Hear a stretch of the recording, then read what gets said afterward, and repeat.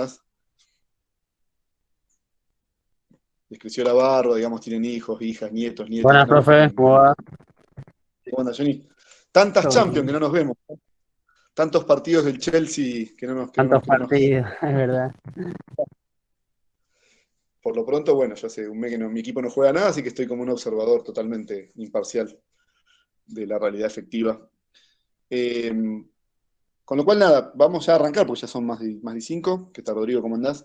Eh, Organizando un poquito, lo cierto es que ustedes tuvieron, digamos, un bachecito que igual lo vamos a subsanar ahora, en estos días, eso, simplemente la idea es como retomar.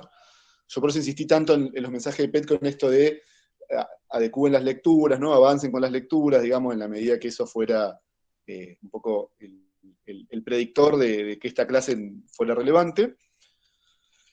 ¿Se acuerdan que hoy vamos a trabajar el módulo 7, ya cerrando definitivamente el tema de entreguerras, pero esto ya no es entreguerras, esto tiene mucho que ver con este y la semana que viene, porque se acuerdan el módulo del pensamiento de Keynes, ¿no? Que de alguna manera funciona, bueno, ya lo va a trabajar con mucha especificidad el profe, ahora le voy a dar la palabra, pero eh, como, digamos, un pensamiento que efectivamente surge en el periodo que vieron conmigo con tanto detalle, pero que después sienta las bases del pensamiento económico prácticamente hasta fin del siglo XX, ¿no? Bueno, pero por eso, ahora vino Joaquín, la idea es que ahora lo trabajemos juntos. El texto de Keynes es un poquito más spicy, ¿no? Un poquito más picante, así que está bien lo que dice Noé, sucede y tampoco es que hoy tal vez se vuelva, ¿no? Maná caído del cielo, pero hay unas cuantas claves para entrar, esta clase va a quedar grabada, no se asusten con eso.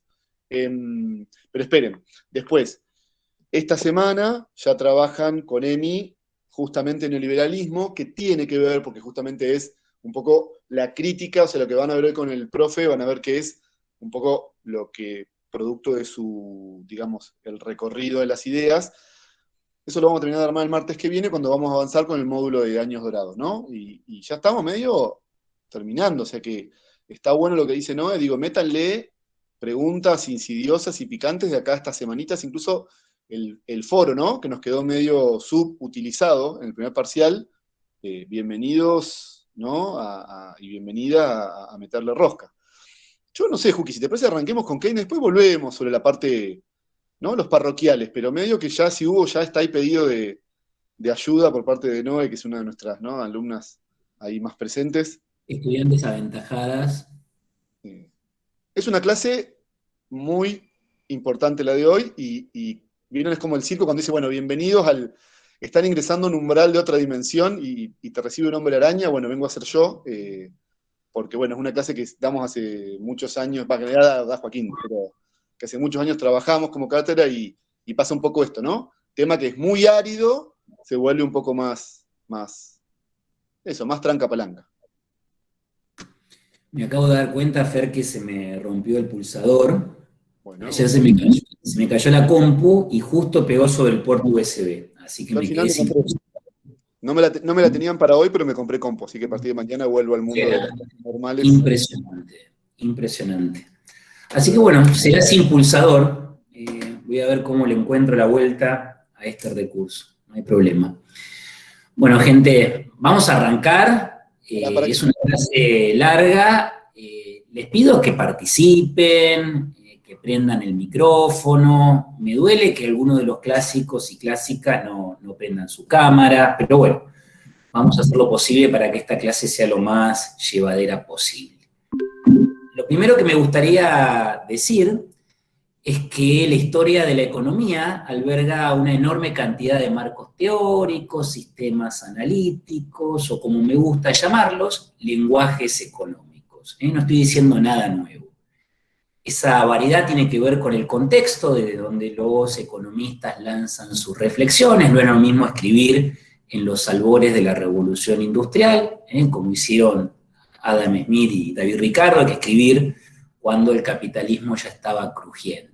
En ese contexto escribió en el siglo XIX Marx y en el siglo XX el autor que nos convoca hoy, Keynes. Desde cada uno de estos contextos, los economistas se plantean problemas. Acuérdense que los problemas son preguntas con valor epistémico. Y para contestar esas preguntas, los teóricos de la economía desarrollan categorías, conceptos, herramientas. Entonces, los lenguajes económicos los podemos pensar como triángulos. Triángulos en cuyos vértices tenemos un contexto, un conjunto de problemas que asumen la forma de preguntas y un conjunto de categorías que tratan de responder a esos interrogantes. Por eso decíamos que no existen lenguajes económicos universales. Los lenguajes económicos son hijos de su tiempo. Todo esto es un repaso de algunas cuestiones que hemos trabajado hace algunas clases atrás. Muy bien, ahí Fer apuntando. Acuérdense que los lenguajes económicos no anulan los anteriores, sino generan englobamientos sucesivos. Cada lenguaje económico es una capa de sedimento que al apoyarse sobre el anterior va dando densidad al pensamiento económico. Todo esto genérico los vamos a ver en el caso del lenguaje económico keynesiano. Primeras palabras que tienen que subrayar en sus apuntes. No vamos a trabajar cualquier tradición, sino una tradición específica. La tradición inaugurada por Keynes. Y tratemos de reconstruir el triángulo. En el primer vértice, el contexto. Keynes escribe en el marco de todo lo que ustedes trabajaron en las últimas 2 clases con Fernando. El capitalismo se sumerge en su peor crisis, una crisis que en la década de los 30 se vuelve depresión. Ese es el contexto. No voy a redundar porque lo saben tanto como yo. Desde ese contexto particular, complejo, Keynes se va a proponer o se va a formular 2 preguntas. Esto es importante que lo anoten por ahí. La primera de esas preguntas, bastante obvia. ¿Cómo sacar a las economías del pantano recesivo? ¿Cómo sacar al capitalismo de su peor crisis? Esa sería la primera pregunta que se va a formular el amigo Keynes. La segunda, tan importante como la primera, es cómo compatibilizar crecimiento económico y pleno empleo. Acuérdense que para la tradición clásica lo importante era el crecimiento económico. A eso Keynes le agrega el pleno empleo. Él trata de compatibilizar, trata de encontrar puntos de unión entre crecimiento y equidad. Son 2 conceptos que le interesan mucho al economista que vamos a trabajar hoy. Se cortó lo último. ¿Qué parte no entendiste, Diego? Prende el micrófono. Vamos a entrar en confianza. ¿Desde dónde se cortó? La segunda pregunta. Bien, primera pregunta, ¿cómo sacar al capitalismo de su peor crisis? Segunda pregunta, segundo problema con valor epistémico, esto de compatibilizar crecimiento y pleno empleo, crecimiento y equidad social. Dotar al capitalismo de un rostro humano. ¿Vamos bien?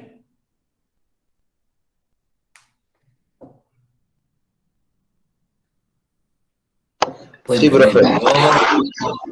Vamos bien, sí. Vamos a ver. Estoy esperando tu participación para encontrar ahí un pie, alguien con quien dialogar. Ya con Fernando estoy cansado de hablar, así que si encuentro un compañero o compañera... Vamos, yo te acompaño, Joaquín. Vamos todavía. Bueno, para responder estas 2 preguntas, Enzo, el amigo Keynes va a cuestionar los alcances de la ley de Say. Esto márquenlo en sus apuntes. Va a discutir directa o indirectamente con Say. Say enunció una ley que hacia comienzos del siglo XX era la verdad revelada. Nadie se animaba a cuestionar. ¿Qué decía la ley de Say? Que la oferta crea su propia demanda. Anoten eso tal cual lo acabo de decir. La oferta crea su propia demanda. Esa es la formulación clásica de la ley de Say. SEI está pensando en una economía conformada por unidades familiares y unidades productivas. Las unidades familiares proveen los factores productivos, trabajo, capital y recursos naturales. Las unidades productivas o empresas se dedican a combinar esos factores productivos y generar determinada cantidad de bienes y servicios. ¿Venimos bien hasta acá? ¿Qué me decís, Enzo? Sí, profe. La oferta crea su propia demanda y tenemos una economía conformada por familias y empresas, unidades consumidoras y unidades productoras, unidades que proveen factores productivos y unidades que combinan esos factores productivos y generan una oferta de bienes. ¿Hasta ahí venimos bien? Sí, profe. Sí. Buenísimo. Voy a compartir pantalla para mostrarles un esquemita para que esto quede todavía más claro.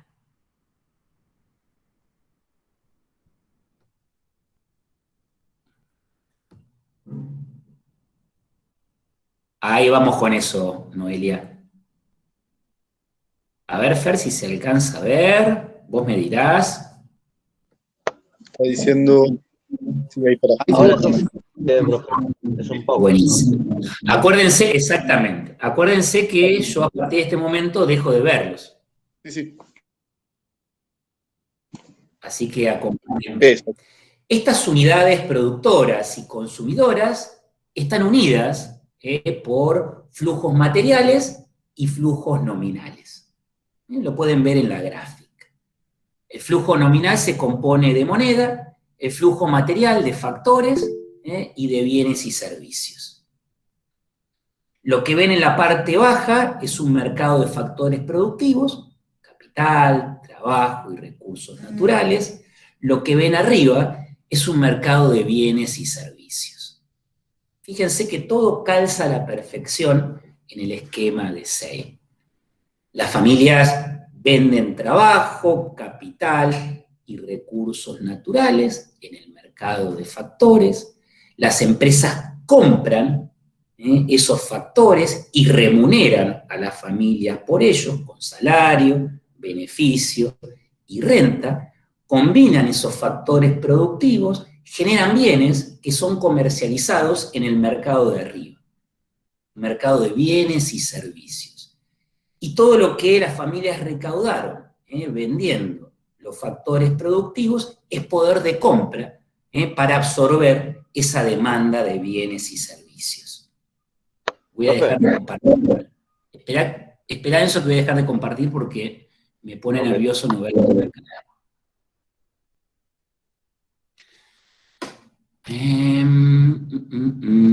Vamos a dejar de compartir. Ahí va. Qué grande, Juan Jesús, prendió la cámara, es mi nuevo ídolo. No me pongo de pie porque ya sería demasiado chupamedias. Enzo, ibas a decir algo y te interrumpí. No, simplemente era antes de que se avance más, hay una compañera, Noelia, en el chat planteó una pregunta. No le quedó claro qué es lo de los flujos externos e internos. Era justamente esto. Flujos nominales, moneda, flujos materiales, factores productivos por debajo, bienes y servicios por arriba. Tenemos dos mercados, uno de factores y otro de bienes y servicios. Sería un circuito económico. Para que esto funcione, se agrega dos supuestos adicionales, que estaría bueno que anotaran en sus cuadernos. El primero de ellos, las familias gastan en función de sus ingresos. No hay crédito. Primer punto. Segundo punto, por temor a una devaluación, las familias rápidamente se sacan el dinero que tienen en sus bolsillos. Es decir, no hay ahorro, no hay atesoramiento. Profe, ¿Sí? ¿podrías repetir Los 2 puntos. Los 2 puntos, claro. Te la hago bien sencilla y después la desagregamos. En el esquema de 6 no hay crédito y no hay ahorro. Las familias gastan en función de sus ingresos, en función de lo que recibieron por vender trabajo, capital y recursos naturales.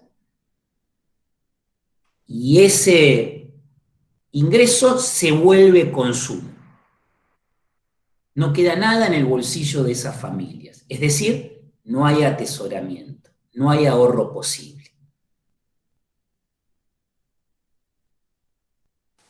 Bien, gracias. ¿Vamos bien?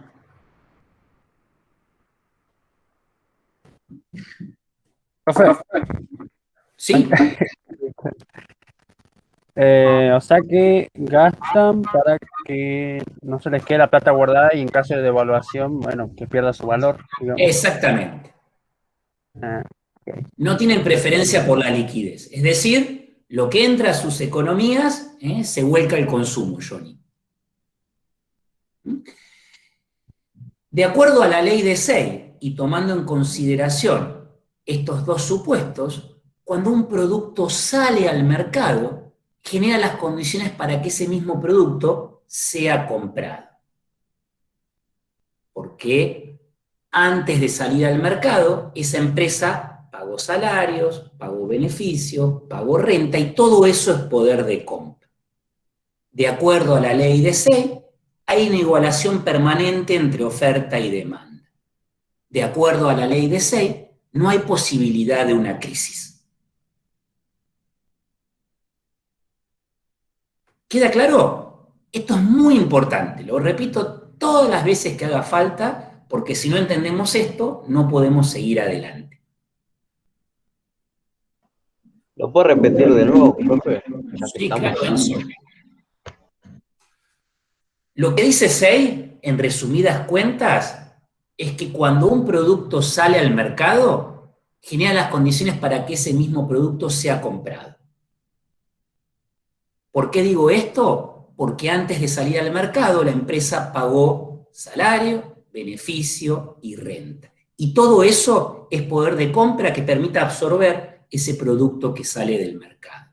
De acuerdo a la ley de Say, hay una igualación permanente entre oferta y demanda, ergo, no hay posibilidad de una crisis. O sea que los mismos trabajadores sostendrían, digamos, la economía entre un círculo de producción y ¿cómo sería? Consumición. Y consumo. Consumo, ahí está. Ahí lo que dijiste es perfecto, te agrego un puntito nada más. No solamente son los trabajadores, sino también los otros oferentes de factores productivos, los dueños de la tierra y los capitalistas. Todos esos actores están del lado de las familias. Las unidades productivas son las empresas y combinan esos factores productivos, independientemente de quién sea dueño de esa empresa. ¿Queda? Bien, perfecto. Sí, sí. Acordate que los factores productivos son 3, no es solamente el trabajo o la fuerza de trabajo, diría Marx. ¿Te das cuenta por qué hay una igualación permanente entre oferta y demanda?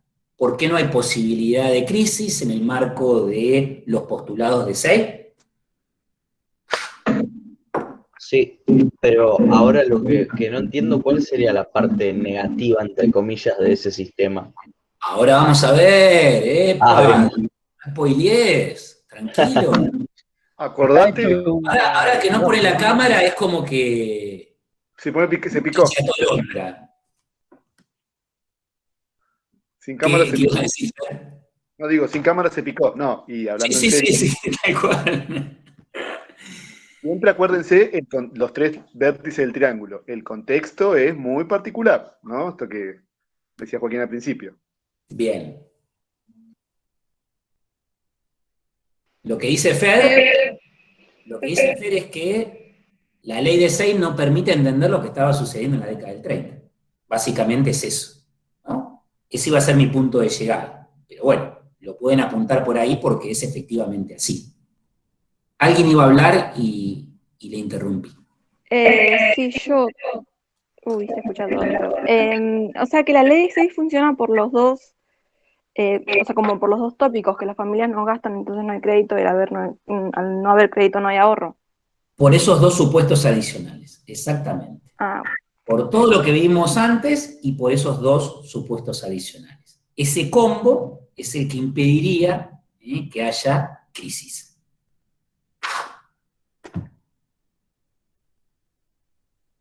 Qué bueno que se haga participativo, porque eso hace que la clase sea más llevadera y uno la puede reorientar en función de sus dudas.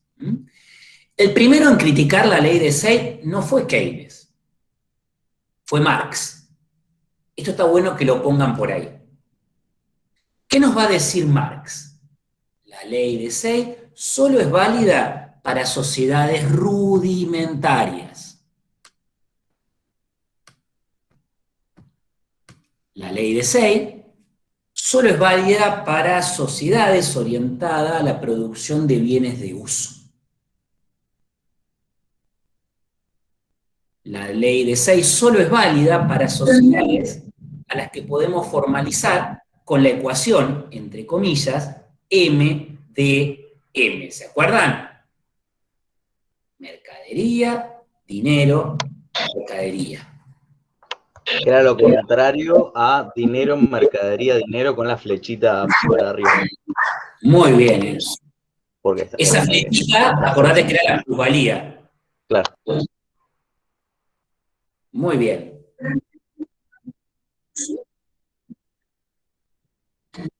Ahora te digo. Entonces, el primero en criticar la ley de Say no es Keynes, sino Marx en el siglo XIX. Algunas décadas después de que Say postulase esto de que la oferta crea su propia demanda.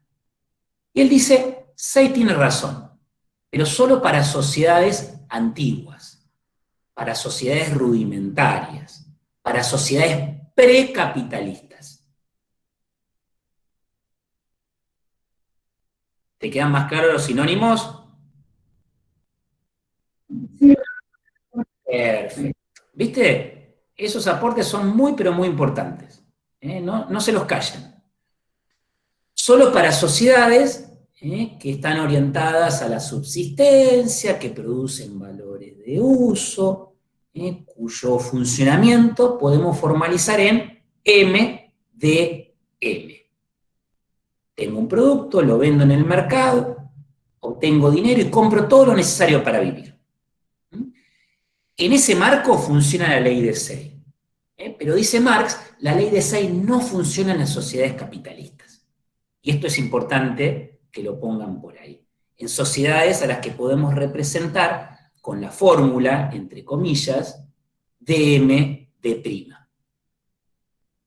O sea, sería una sociedad donde no hay plusvalía. Exactamente. Qué bueno que vayan cruzando los lenguajes económicos. Funciona para sociedades donde no hay plusvalía, donde no hay explotación. No funciona para sociedades donde hay plusvalía y donde hay explotación. Excelente. Muy buena síntesis. ¿Por qué dice esto Marx? Porque cuando la plusvalía tiende a cero, cuando el capitalista ve que no va a poder realizar su beneficio, no invierte. Y cuando no invierte, no genera la demanda para los productos existentes. Es decir, se genera una desigualación entre oferta y demanda. Eso quiere decir que la economía pone un freno de mano. La economía ingresa en una fase de crisis. Fíjense que para Say no hay forma de que haya una crisis, para Marx sí. Cuando el capitalista ve que no va a realizarse su plusvalía. Prefiere quedarse con la plata en el bolsillo en lugar de invertirla. ¿Vamos bien?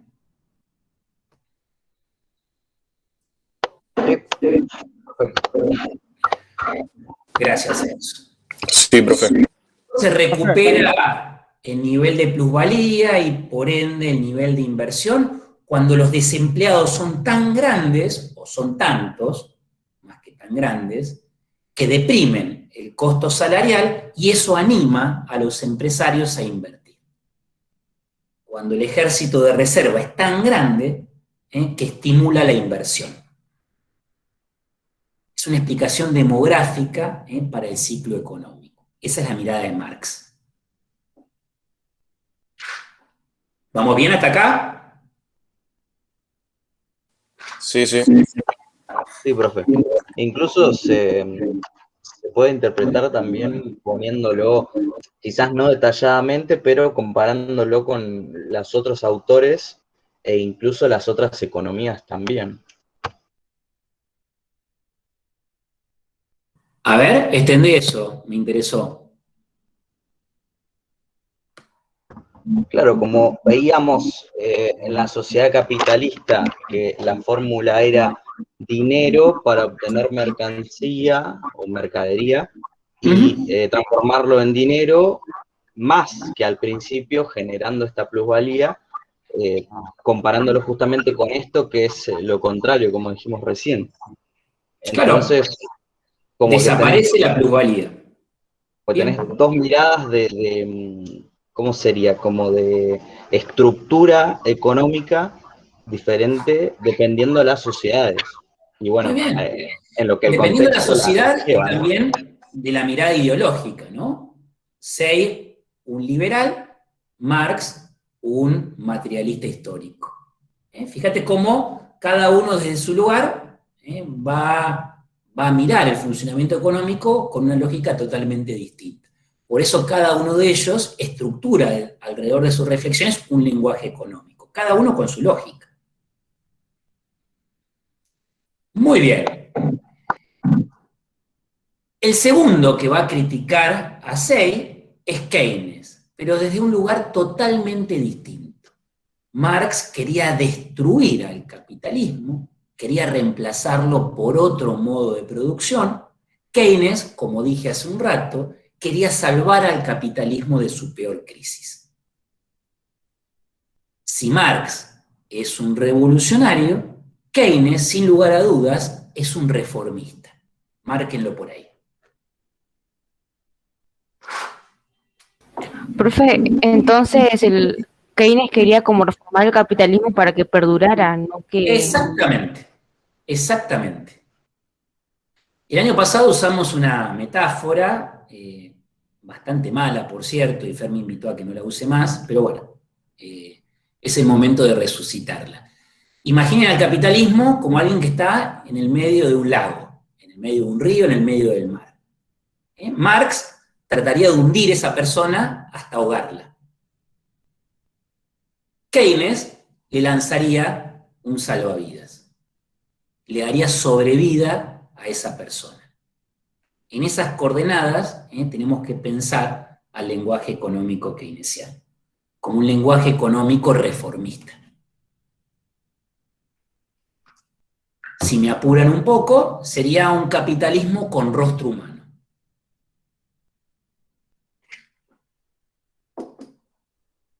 ¿Vamos bien? Profe, una Sí, consulta. profe. Sí, dale. ¿Por qué lo de rostro humano? Porque el capitalismo podría llegar a tener otro rostro que no es humano, el competitivo, el salvaje, ¿no? Y esto sería un capitalismo atemperado. Más empático. Simpático, claro. Ok, gracias. Ya por ahí. Otros dicen, no, el capitalismo siempre es salvaje, siempre es bárbaro. Desde la mirada de Keynes, eso no es así. Por eso es un reformista. ¿Vamos bien hasta acá? Sí. Ahora empieza la parte linda. Así que pónganse en cinturón de seguridad, agárrense fuertes del asiento y comencemos la parte más compleja. Pero estoy seguro que lo vamos a poder destrabar todos juntos. Keynes no critica a Say directamente, sino lo hace por interpósita persona. Marquen eso por ahí. Lo que critica Keynes es la interpretación que los neoclásicos hacen de Say.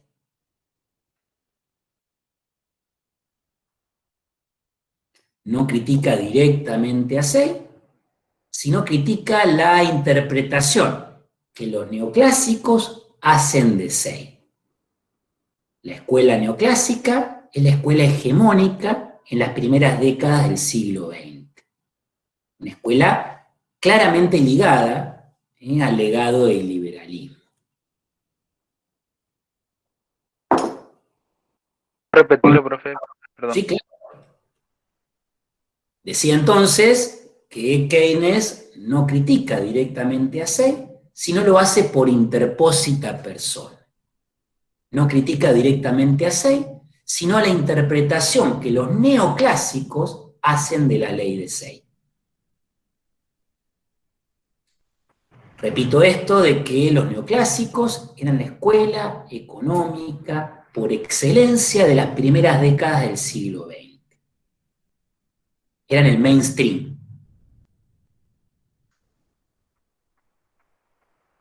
Una escuela que recupera el legado del liberalismo y lo actualiza.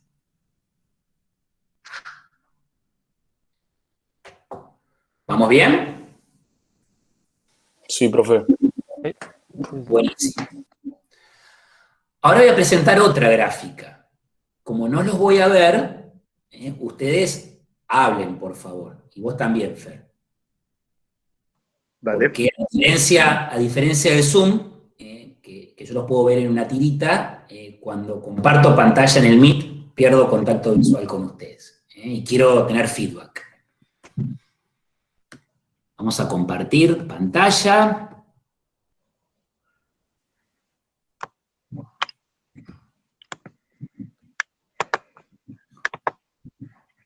Ustedes me dirán si se ve. Sí, profe, se ve. Buenísimo. ¿Qué es lo que dicen los neoclásicos inspirados en SEI? Que existe un precio de equilibrio. Marquen eso. Un precio de equilibrio. Yo voy a decir un par de cosas, ustedes las apuntan, y después las desarmamos entre todos y todas. Decía entonces que para los neoclásicos hay un precio de equilibrio que asegura una oferta elástica. Marquen esto, una oferta elástica. Una oferta que crece sin afectar los precios. Y eso consiste en el concepto de elasticidad. Que puede crecer esa oferta de bienes y servicios sin afectar el nivel general de precios. Profe, ¿podés repetir eso de la oferta elástica? Sí. Si seguimos un precio de equilibrio, dicen los neoclásicos, si respetamos los precios que dicta el mercado, vamos a asegurar una oferta elástica. Una oferta que aumenta sin afectar los precios. En eso, y cuando se ocupan todos los factores productivos, esa oferta se vuelve inelástica. No aumenta en cantidad, porque todos los factores productivos están ocupados, pero sí en precio. Se vuelve inelástica. Anoten todo eso y ahora lo desarmamos juntos a partir de la gráfica. Una oferta elástica que permite ampliar la cantidad de bienes y servicios sin afectar los precios hasta que se ocupan todos los factores productivos y esa oferta se vuelve inelástica. No aumenta en cantidades, pero sí en precios. ¿Eso lo notaron? Profe, ¿puedo No repetir lo precisamente de...? así, pero sí algo anoté. Bien. Dicho eso, suelten el lápiz un segundo y vean la gráfica. Lo que ustedes ven ahí es un eje vertical que marca los precios y un eje horizontal que marca las cantidades. La Q de cantidades, la P de precios. Lo que ven graficado en forma de L invertida es la oferta que acabo de retratar. Fíjense cómo a medida que caminamos por esa recta horizontal, estamos sumando factores productivos, estamos aumentando cantidades. Vamos avanzando hacia la derecha. En ese camino hacia la derecha, ¿hay aumentos de precio? No, porque si vemos el eje vertical, se mantiene todo en el mismo valor. Eso nos habla de una oferta elástica, aumenta en cantidad, pero no en precios. ¿Queda claro eso? Sí. Si caminamos por esa recta horizontal, estamos sumando trabajadores, porciones de tierra y cuotas de capital. Fíjense que incorporamos todo eso y los precios no aumentan. Por eso esa recta es plana. Hasta que llega un punto donde todos los factores productivos están ocupados. Todos. No hay tierra disponibles, hay pleno empleo y todos los capitales están invertidos. A partir de ese momento, la oferta se vuelve inelástica. No aumenta en cantidad, pero sí en precios.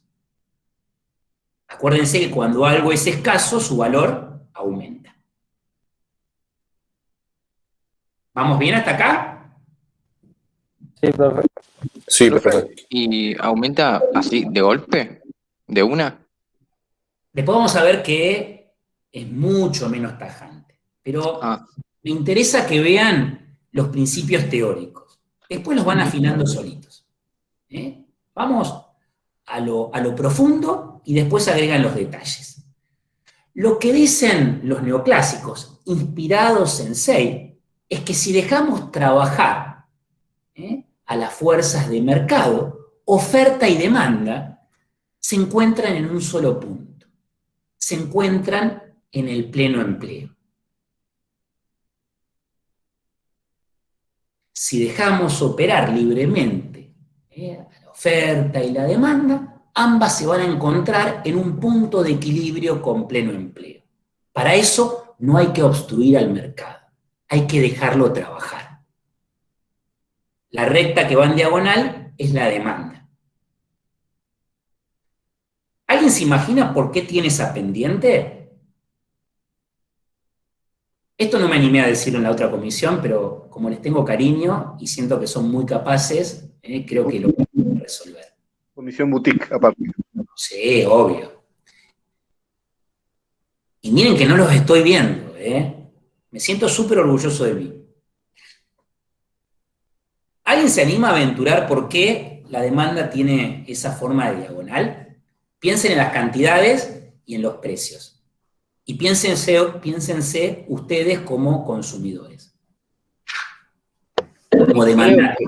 Creo que a medida de que sube el precio, la gente no lo puede Compra comprar más o o no lo menos, quiere eso. comprar. ¿Cómo? A medida que suben los precios, ¿la gente compra más o menos? Menos. Muy bien. Lo que acaba de decir Enzo es lo que explica esa diagonal. Fíjense el punto que está más alto. Los precios son altos y si trazamos hacia abajo, en las cantidades son poquitas. Y miren lo que pasa al final. Las cantidades son un montón, vamos, los precios son bajitos. Cuando los precios son bajos, las demandas son crecientes. ¿Se dan cuenta por qué tiene esa forma diagonal? Eso es solamente para agregar información. Lo que me interesa, lo que deben apuntar por ahí, es que para los neoclásicos, inspirados en Say, la economía tiene un solo punto de equilibrio, es el equilibrio con pleno empleo. Si dejamos al mercado hacer su trabajo, vamos a alcanzar el pleno empleo de los factores productivos. No hace falta que hagamos nada. Voy a dejar de compartir. Profe. Esperen que voy a dejar de compartir. No puedo hacer dos cosas a la vez. Es uno de mis grandes problemas. Sí, alguien quería hacer una pregunta. Yo. Juan. ¿Se me escucha bien? Porque estoy usando otro micrófono. Si podías repetir lo último que dijiste ahí al final. Claro. Lo de la demanda lo dejamos para el video. Si quieren, lo recuperan cuando vuelvan a ver esta clase. Lo interesante es que los neoclásicos dicen de una manera difícil y matemática lo mismo que antes había dicho Say. Si dejamos hacer su trabajo al mercado, no hay posibilidad de una crisis. Si dejamos hacer su trabajo al mercado, tarde o temprano vamos a alcanzar un equilibrio con pleno empleo. ¿Queda claro, Juan? Sí, profe, gracias. Estás en dos lugares, Juan, ¿puede ser? Sí, porque estoy de la computadora para la cámara y el micrófono del celu. Qué grande, qué sofisticación impresionante. Yo pensé que tenía un hermano Profe, pequeño. eso es ingenio y ganas para prender la cámara. Yo la verdad que lo aplaudo. Sí, ¿no? Nunca Sí. pudiste solucionar tu cámara, Evitalo. ¿no? No, Claudito, sí, evitalo. sí está. O sea, ya está bien. Ah, ¿ya está bien? ¿Está recuperada? Sí, nada más que hoy no me siento muy capaz de ser grabado. Ajá. Animate, Enzo, animate. Estoy con baja autoestima. No, mentira. Pero no, estoy hecho un desastre. Había una Hoy, pregunta, ¿no? Una y pregunta hacía. nosotros,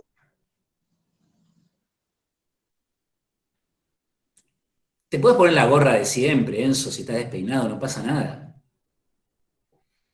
Anda a buscarla, no pasa nada. Bueno, bancame, la Casi busco en y familia, después. estamos casi en Vamos familia, a la ¿viste? clase. Una cruzada. Vamos, Ponete la remera de Racing. bien. Epa, yo no lo dije eso, Fer, ¿eh? Eso lo dijo Jonathan. Ya fue debidamente anotado. Un punto menos para Johnny, por favor. Bien, todo esto que acabo de decir, ¿se ajusta a lo que sucedió a partir de 1929? ¿Sirve para explicar la peor crisis del capitalismo a partir de esa fecha? Sí, sirve. ¿De qué manera, Diego? Lo que acabo de Porque decir de los por- neoclásicos. porque en la crisis del 29 hubo sobreinversión y bajo consumo. Bien, pero de acuerdo a la teoría neoclásica, si dejamos hacer su trabajo al mercado, no habría ni sobreinversión ni subconsumo. Para mí no sirve. No sirve. Se genera un shock epistémico.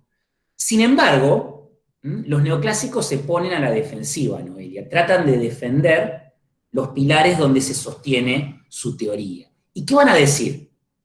Van a decir que hay un factor productivo sobrevaluado. Un factor productivo que no deja a la economía llegar al equilibrio con pleno empleo.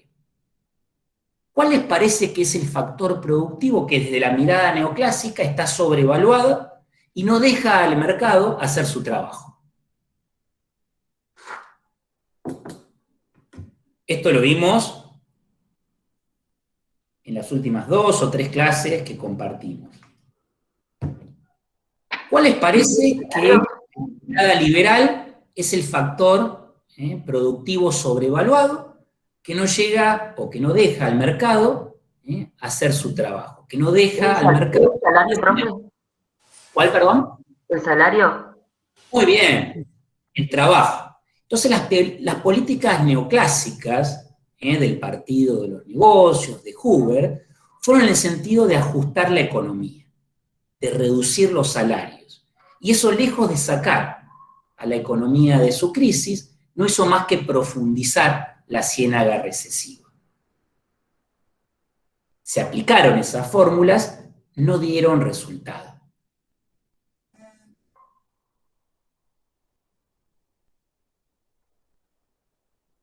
Les voy a mostrar una foto que para mí es impactante y que habla de todo lo que estaba sucediendo en la década de 1930.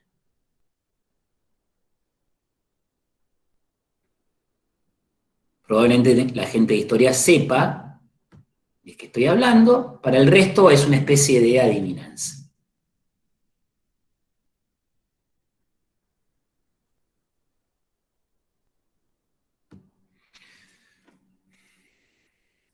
¿Se alcanza a ver la imagen? Sí. Sí, profesor. ¿Qué alcanzan a ver? No me digan todavía las coordenadas espaciales y temporales. Simplemente hagan una descripción, como si les llegara esa foto a sus manos.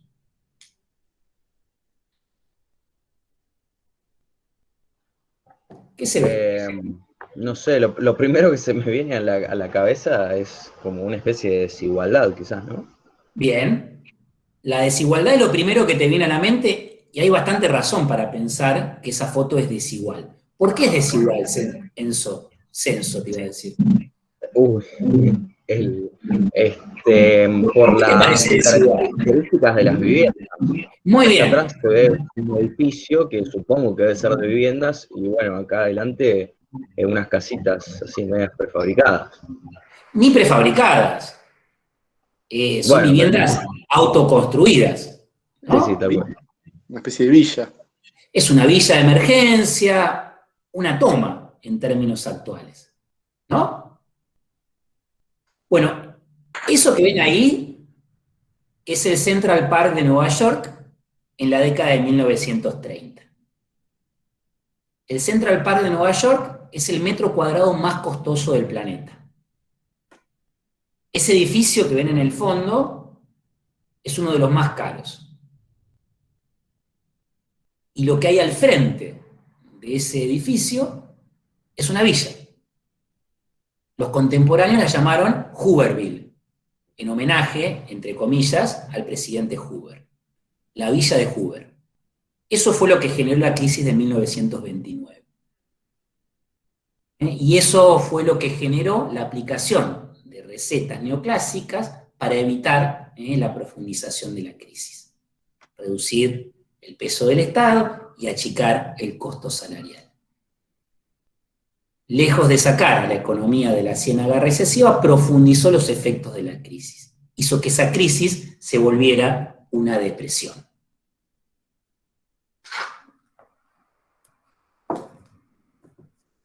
Voy a dejar de compartir, así les veo la cara. Vamos bien. ¡Epa! Jugador de toda la cancha, Enzo querido. Qué alegría que seamos más, que se sume gente al fogón, como dice Fernando. Profe, sí. ¿Cómo había dicho que esto de achicar los costos salariales y... Ay, lo otro que dijo, no me acuerdo. Bueno, era una respuesta a los neoclásicos para Claro. que el mercado opere libremente. Acordate que los neoclásicos decían, si dejamos trabajar al mercado, vamos a conseguir un equilibrio con pleno empleo. Y si eso no sucede, es porque o el Estado es muy grande o hay algún factor productivo sobrevaluado. Esa es la excusa que encuentran para tratar de defender su modelo en tiempos de crisis. Es como que quieren tirar la pelota afuera. Entiendo. ¿Vamos Profe, bien? ¿Sí? ¿Dijiste al Estado o al mercado recién? Se me cortó. No, acordate que para los neoclásicos, mientras menos Estado, mejor. Y si llegó una crisis, probablemente sea porque el Estado es más grande de lo que debería ser o porque hay algún factor productivo sobrevaluado. Bien. Por cualquiera de esas dos razones, no alcanzamos un equilibrio con pleno empleo. ¿Quedó más claro, Juan? Sí, se entendió. Gracias. Joya.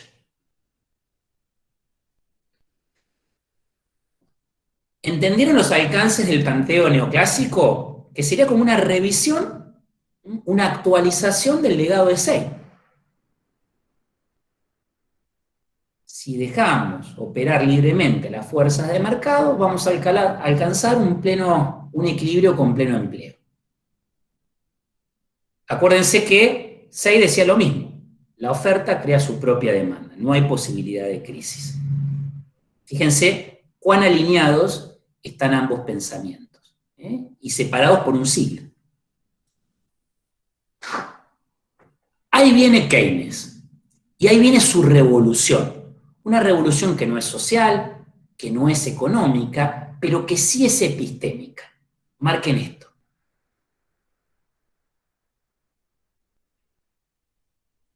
¿Por qué digo que es una revolución epistémica? Porque brinda herramientas conceptuales para entender lo que estaba sucediendo en la economía mundial en la década del 30. Lo que los neoclásicos no podían explicar, Keynes intentó explicarlo y lo hizo en muy buena forma.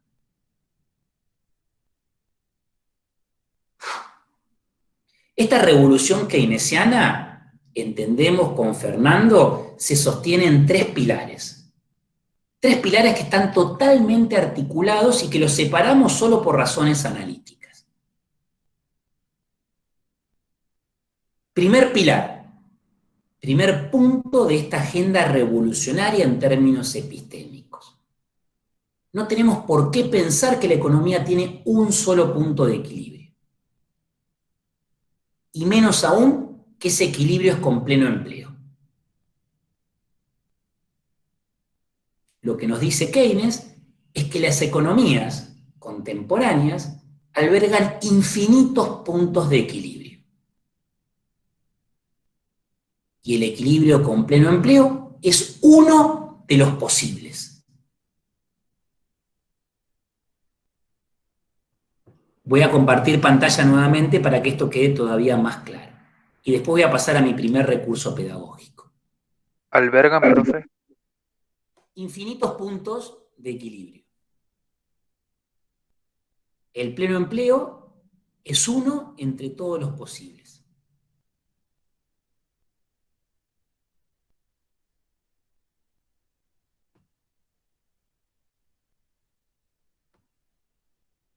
Ustedes me dirán si se alcanza a ver. Ahora sí. Sí, se ve bien. Bien. ¿Qué es lo que nos dice Keynes? Que puede haber equilibrio con desocupación. Si oferta y demanda se intersectan en ese punto. Todo lo que hay entre el punto de intersección y el momento en que la curva se empina son trabajadores, capitales y tierras ociosas.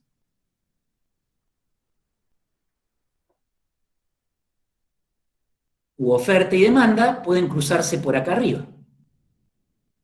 Todos los factores productivos ocupados y una tendencia a la inflación.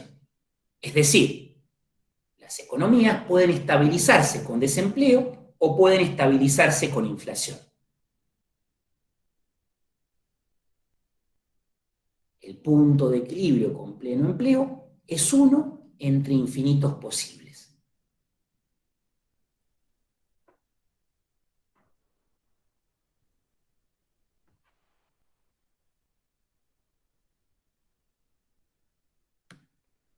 ¿Quedó claro el primer punto? Gracias, Rodrigo, por prender la cámara, genio. Sí, quedó claro. ¿Claro? Sí. Las economías no albergan un solo punto de equilibrio, y menos aún un punto de equilibrio con pleno empleo, sino infinitos. Segundo punto. Para alcanzar el equilibrio con pleno empleo, no alcanza con el mercado. Es necesaria la intervención del Estado. Segundo aspecto a tener en cuenta. No es eliminar el mercado, sino complementar mercado y Estado.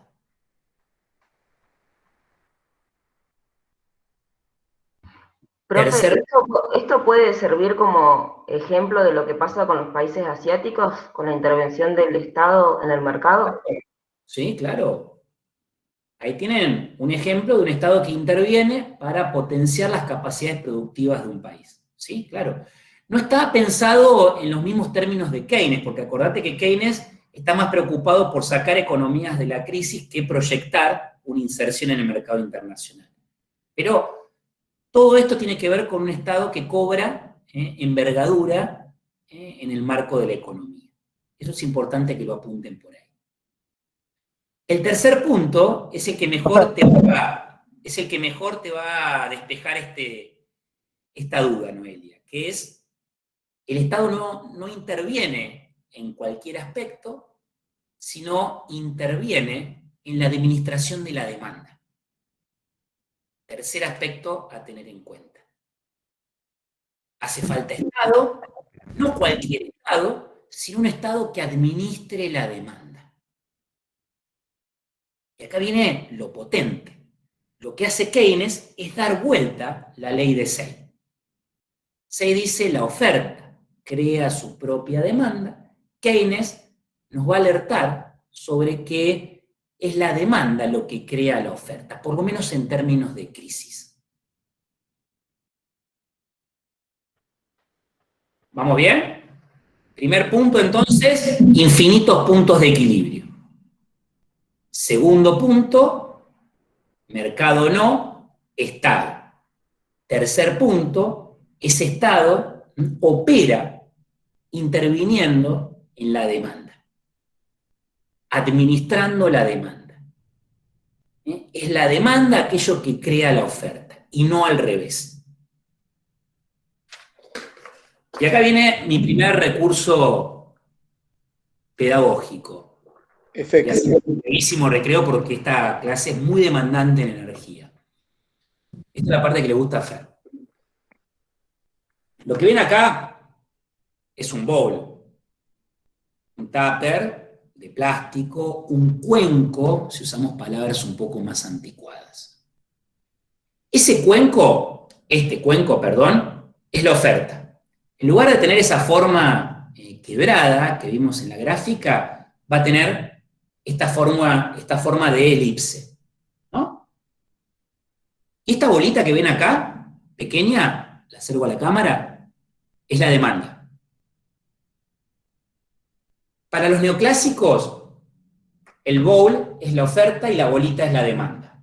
¿Qué pasa si yo dejo a la bolita caer dentro del bowl? ¿Dónde se va a estabilizar? Y donde tenga más caída. Ese punto donde tiene caída, que es el fondo, Enzo, el fondo, es el pleno empleo. No hay que hacer nada. La gravedad hace su trabajo. Tarde o temprano, la bolita se detiene en el fondo del bowl, el equilibrio con pleno empleo. Así piensan los neoclásicos a la economía. El equivalente... Keynes le da vuelta. Bien ahí. El equivalente al mercado sería la gravedad. Tenemos que dejar que la gravedad haga su trabajo. Esa es la mirada de los neoclásicos sobre el funcionamiento económico. Oferta y demanda. Keynes va a decir, sí, la oferta la podemos pensar como un bowl, como un cuenco, pero no está al derecho, está al revés. Y esta bolita, que es la demanda, para mantenerse en el punto más alto, que es el fondo, que es el equilibrio con pleno empleo, requiere de un equilibrista. Ese equilibrista es el Estado, que opera con su mano derecha y su mano izquierda. No es fácil. Mantener la bolita ahí arriba con pleno empleo y sin inflación es harto complejo. Fíjense cómo le entramos al aporte o a la revolución keynesiana a partir de un ejemplo muy tonto. Profe, Sí. ¿te das cuenta de una cosa que hizo? ¿Qué cosa? Vio que hace un rato dijo que no puede hacer las dos cosas a la misma vez. ¿Viste? Creo que es la confirmación, ¿no? Tal cual, ahí la hizo. Capturamos la hipótesis. Que el profe no puede hacer dos cosas a la vez y que es un torpe. Bien. No hay nada mejor que reconocer nuestras propias limitaciones. Es algo que me enseñó la edad. Cuando tenía 20 años me frustraba mucho, después aprendí a aceptarme y a reconocer las cosas buenas que uno tiene pese a ser así. En el contexto de la virtualidad y de las clases virtuales nos hemos ido acomodando, pero en las clases presenciales nos caracterizamos ambos por tener grandes anécdotas de caídas, zapatillas. Más Fernando, ¿no? Que enganchó un jean nuevo en un pupitre, le hizo un 7. Como la oferta de los neoclásicos. Sí. Así más o menos. Tener 10 horas de clase y en la primera media hora volcarme café en la camisa blanca, tipo punk, ¿no? Claro. No future. No, pero la de jean, tipo, recién comprado. Y yo creo que era una etapa así de alza económica, y si no era un UFO. De apostar a marcas constituidas, No era un great value, digamos.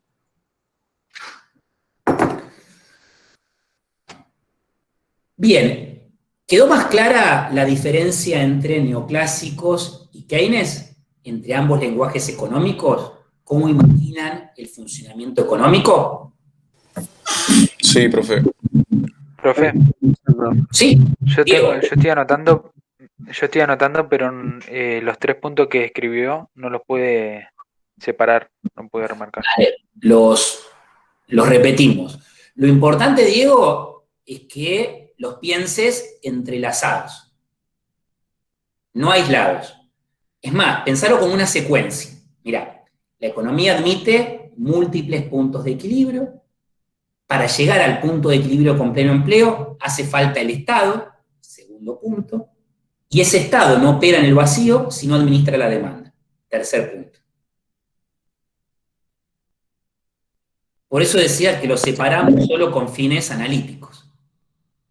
En realidad son parte de una misma argumentación. La economía admite infinitos puntos de equilibrio. Para llegar a uno de los posibles, el equilibrio con pleno empleo, hace falta que el Estado intervenga, y esa intervención se da por vía de la gestión de la demanda. Perfecto, No ahí es yo Estado, lo sino quería anotar lo quería anotar con números, pero está bien, porque se va anotando todo junto. Pero los anotamos con números. Punto número 1, infinitos puntos de equilibrio. Punto número 2, importancia del Estado. Punto número 3, relevancia de la demanda. Es la demanda la que crea la oferta, y no al revés. Profe, disculpa, ¿podemos volver al 1? ¿Puedes volver al 1 y decirlo nuevamente? La economía admite infinitos puntos de equilibrio. El equilibrio con pleno empleo es uno de los posibles. Puede haber una estabilización con desempleo o una estabilización con inflación. Cuando nosotros crecimos con FER en la década del 90, no había inflación, pero había mucho desempleo. El 20% de la población económicamente activa no tenía trabajo. Una situación estable con desempleo. En la década del 2000 pasó exactamente lo contrario. Pleno empleo, pero con tendencia alcista en los precios. La economía se estabilizó con inflación. Repito, las economías tienen múltiples puntos de equilibrio, y el equilibrio con pleno empleo es uno de los posibles.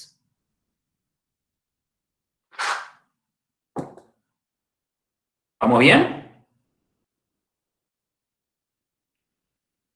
Joya. Si esto quedó claro y todos apuntaron, podemos pasar a la segunda parte de la clase, que yo creo que es la más interesante. Puede ofrecer alguna dificultad, pero lo peor ya pasó. ¿Vieron cuando ya ven al final del camino la luz? Bueno, a partir de esta parte de la clase ya comienzan a ver la luz. La parte más oscura terminó, que era todo lo que tenía que ver con estas curvas, con el pensamiento y el aporte neoclásico y demás. Así que, si entendieron, me siento más que satisfecho.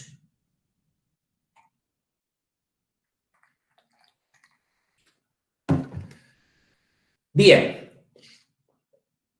Dijimos entonces que lo que le interesaba a Keynes era la demanda. ¿Cómo podemos definir la demanda? Por lo menos en los términos de Keynes. A mí siempre me gusta definirla como un río. un río que tiene 3 afluentes. Para que la demanda tenga caudal, hay 3 ríos que tienen que aportar su flujo, su agua, su caudal. El primero de los ríos que aporta al gran río de la demanda es el consumo. Márquenlo en sus apuntes. El consumo por parte de las familias. El segundo río que converge en el gran río de la demanda es la inversión, es decir, el consumo productivo de las empresas. Y el tercer rubro, el tercer afluente que converge en el gran río de la demanda, es el gasto del Estado. Fíjense cómo aparece en este esquema un actor que no aparecía en la ley de Say. El Estado y sus gastos. Infraestructura, equipamiento, insumos, salarios. ¿Qué es la demanda agregada entonces? La suma de consumo, inversión y gasto del Estado. Gasto público. Si quieren pueden sacar la palabra gasto y pensar en términos de inversión. Inversión pública. A los fines prácticos no cambia nada.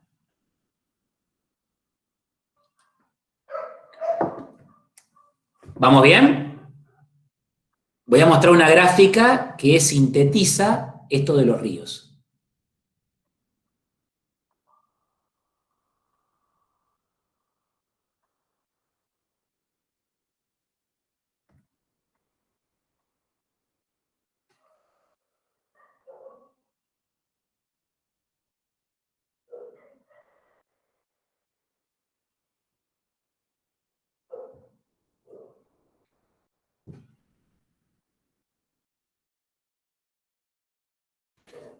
¿Se alcanza a ver?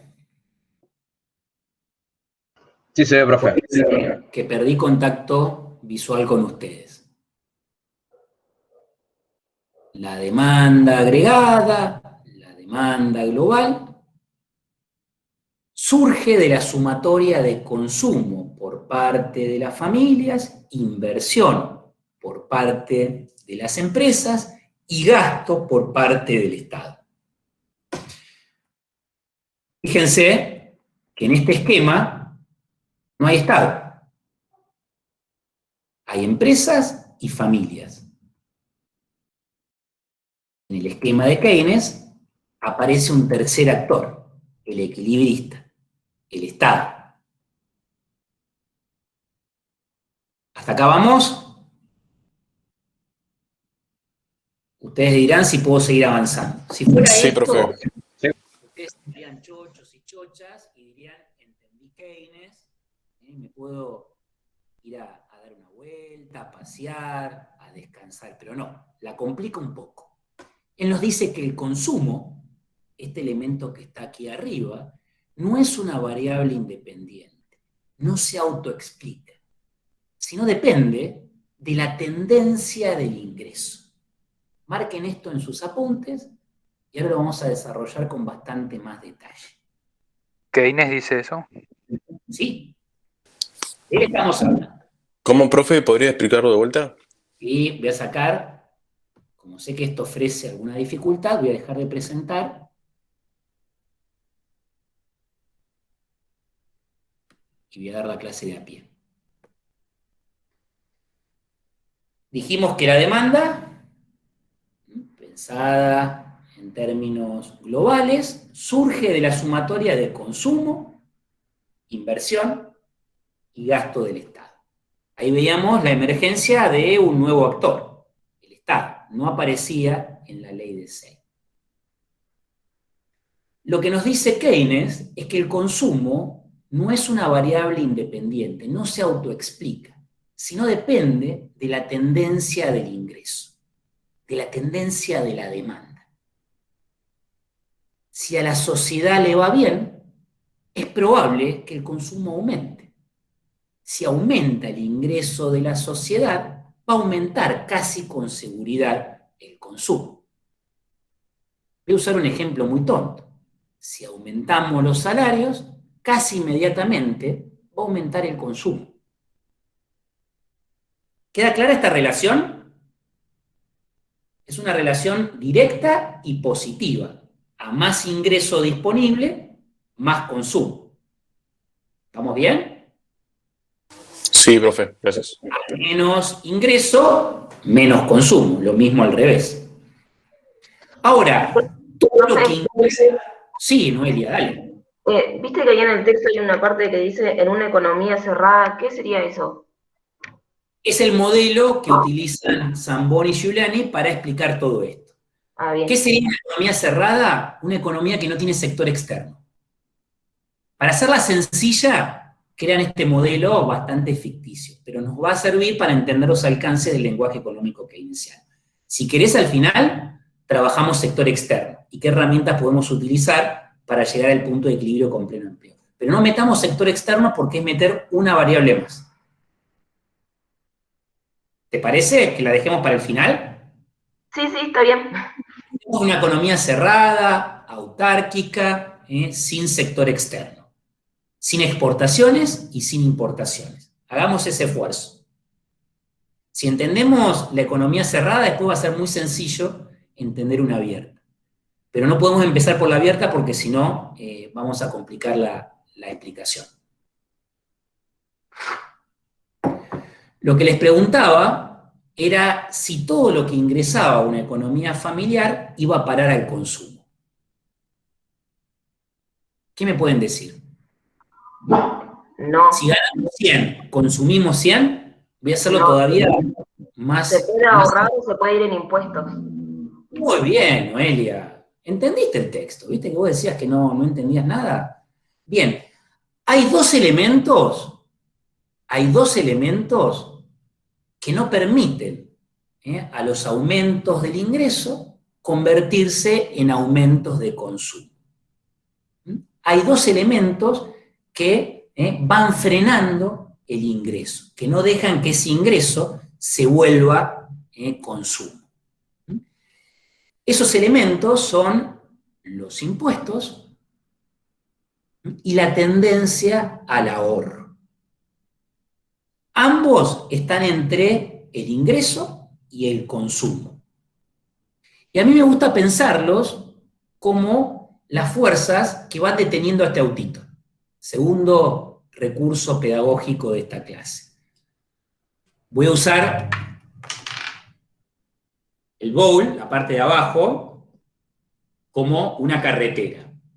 Si yo empujo este auto, ¿su movimiento va a ser eterno?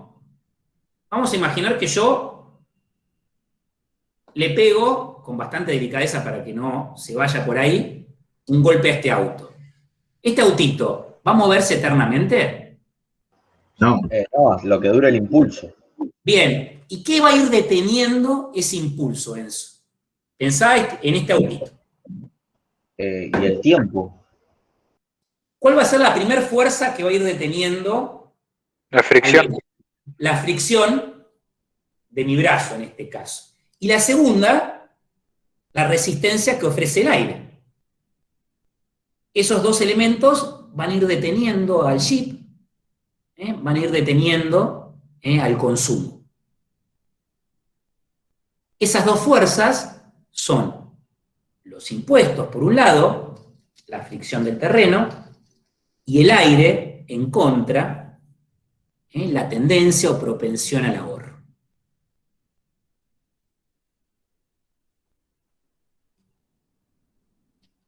Hay una relación inversa entre ahorro, impuestos y consumo. A más impuestos, menos consumo. A más ahorro, menos consumo. Es lo que comúnmente se llama preferencia por la liquidez. Si yo quiero tener la platita en el bolsillo, no voy a consumir. ¿Queda claro esto? Entre ingreso y consumo están los impuestos y está el ahorro.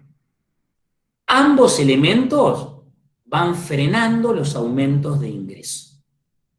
Impiden que todo el ingreso se vuelque al consumo.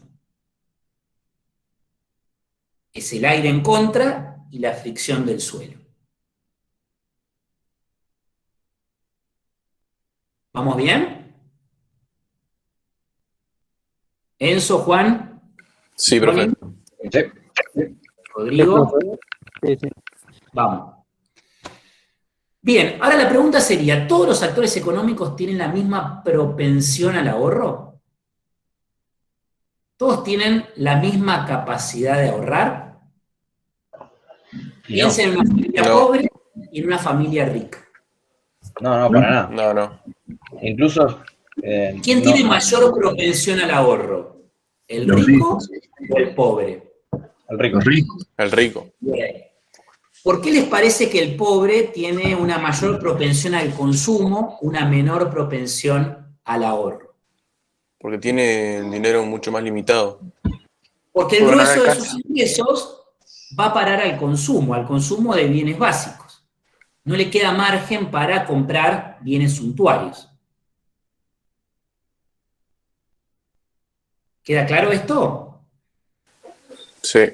Y lo que nos dice Keynes es que el ahorro empresario, si no se vuelve inversión, se vuelve un problema. Si ese ahorro empresario no se metamorfosea en inversión, la economía capitalista pone un freno de mano.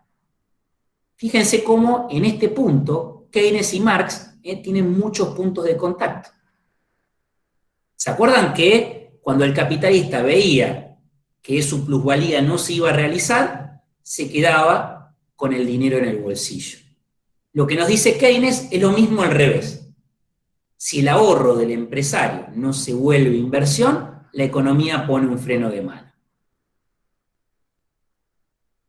Esto es muy importante que lo apunten por ahí.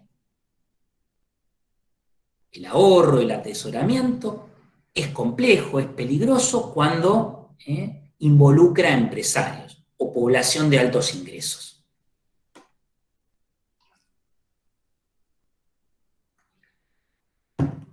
El ahorro de los pobres es marginal. No mueve el amperímetro. Digamos que consumen y no les queda ese restante como para almacenarlo, digamos. Ahí va. Bien. Los empresarios tienen esa capacidad de almacenamiento, como dice Enzo, y si ese almacenamiento no se vuelve inversión, la economía comienza a ralentizarse. Comienza a tener modorra, ganas de dormir la siesta. Algo que seguramente todos sentimos en este preciso momento. Por eso, Enzo, habías apagado la cámara, porque estabas ahí cabeceando. ¿Viste? ¿Viste cómo te conozco? Vamos a mostrar otra gráfica. ¿Hasta acá venimos bien? Sí. Vamos todavía.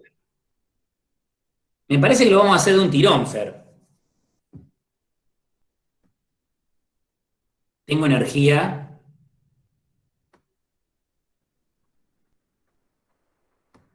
En todo caso, si tengo que hacer un pit stop, te aviso.